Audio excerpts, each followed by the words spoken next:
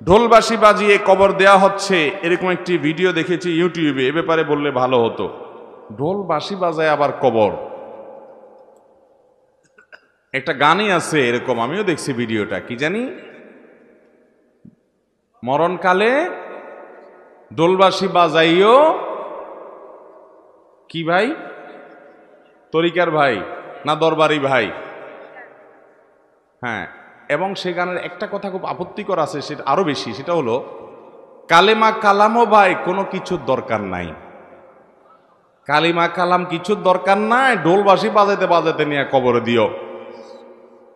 আল্লাহ মাফ করুক, এই হারাম কাজ করতে করতে যার দুনিয়া থেকে বিদায় হয়, সে দুনিয়াতে জীবদ্দশা জানতো যে তার যে সমস্ত আশেপাশে সাঙ্গপাঙ্গ আছে তারা ঢোলবাঁশি পিটাতে তারা নিব কবরে, হাসরে আজাব যখন হবে আল্লাহ জানে, ফেরেশতারাও কি ঢোলবাঁশি দিয়েই পিটাবে কিনা আল্লাহ জানে।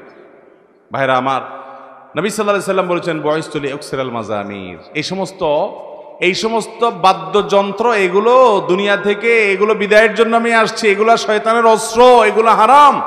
অতএব ইমানদার জীবদ্দশা যেটা করতে পারেন একটা মানুষের মৃত্যুর পর তাকে বিদায়ের সময় বলে কালিমা কালামই দরকার নাই।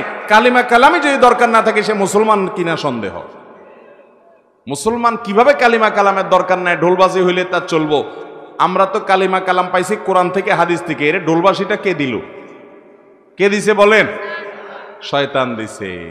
তো শয়তানের এই জিনিসটা নিয়ে যদি কবরে যায়, মায়ের কি পিঠে পড়বে না নিচে পড়বে?